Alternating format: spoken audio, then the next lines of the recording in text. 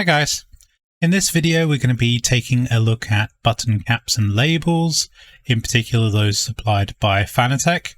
We're going to be going through their installation, how to apply any decals, and why you should bother using them at all.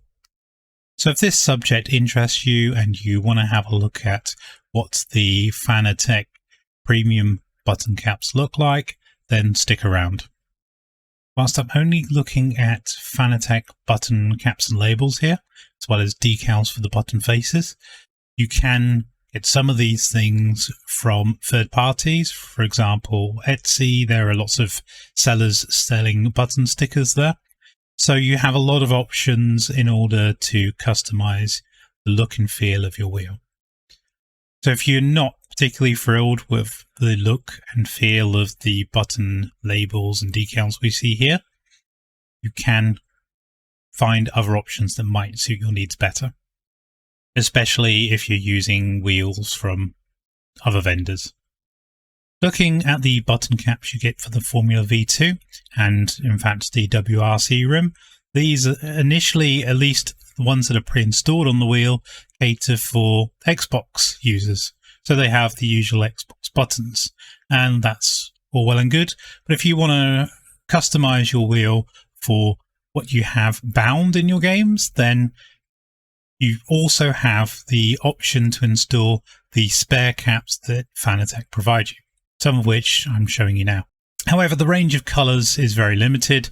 These caps are almost always black, and maybe you want to have some color coordination going on, or maybe allowing yourself to use your peripheral vision to decide which buttons to press.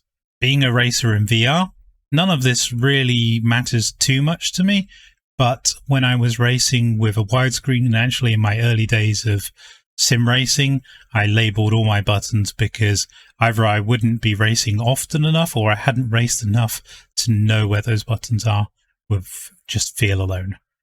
So having these labeled buttons really makes life a little bit easier, especially as a beginner.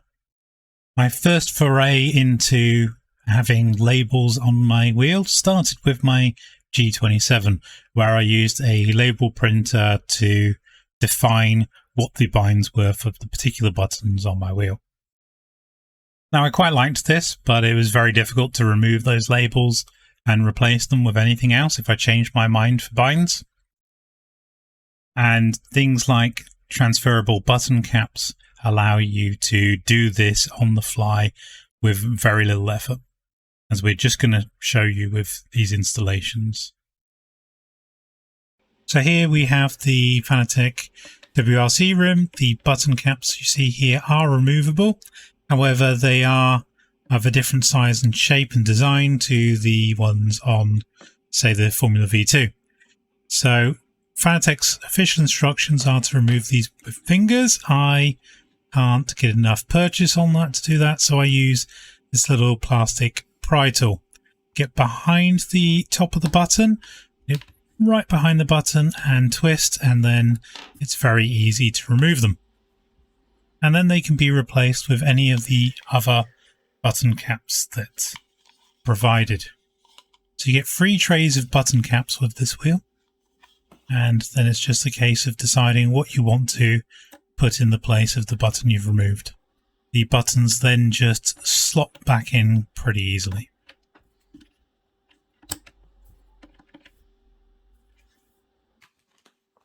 So the sticker and button pack comes with a bunch of face stickers that go on the button before you put the decal on.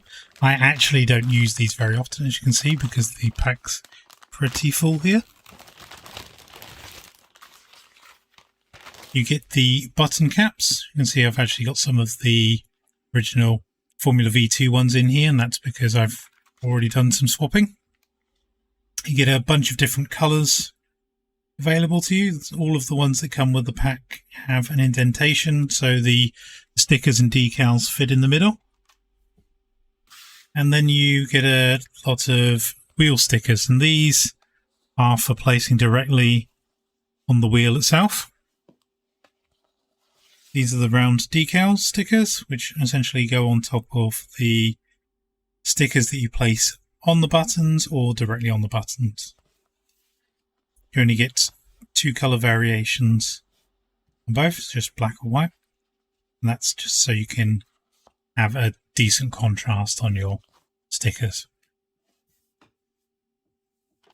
Installing the button caps is a simple process. We use this tool that's supplied, which is just essentially some plastic tweezers, and we use those to pull off the decals. Now, if you're using the 2-stage process where you put the stickers on before you put on the decals, then the same applies. Use the tweezers to lift the sticker off and then carefully place it on the button face. It's indented enough for you to be able to get both the sticker and the decal in place. I tend to just use the decal because honestly, most of the time I've picked a button for the coloration of the button. Of course, the stickers give you a bit more variety there. So pick out your button, then find a corresponding decal for it, which gives you good contrast. Lift off that decal, place it on the button, and that's all there is to that. To take the button caps off of pretty much all of the button modules from Fanatec, you pry the top off and then you just press the new button cap on. With the R300, it didn't have any button caps initially, so we skipped that first step. Now, I'm not going to tell you how to color coordinate your wheel, but if you've got a set of binds in mind, make sure that you put the corresponding decal on with the associated function. So if you are doing pit limiter, starter or ignition, then choose the appropriate button faces for that. Don't forget, if you've got multiple rims with multiple button modules, you can mix and match between the two sets. There's no reason why you can't use your old Formula V2 button faces, for example, on your R300 rim. So these premium button caps that come at some cost from Fanatec have a variety of options. You can either have white decals or black decals, depending on the button faces you're using. You also have the option to label on your wheel directly. They are still quite pricey, and because of the limited set of decals you have, you can only maybe label a few wheels with these, or have a few interchangeable options. The aesthetic isn't for everyone, and I know a lot of racers that basically race with no button cap installed at all, but personally, I like the aesthetic of these when I'm racing. I know I'm racing in VR, but when I'm recording videos and when I'm not racing in VR, it's nice to have. Especially if you're trying to theme these along with any wheel decals that you've had installed. The decals are easy to install on the button faces due to the indentation. However, that does leave a little bit of dirt around the outside over time. Even when I'm wearing gloves, I can still see a build-up of material around the inside, which is pretty hard to clean.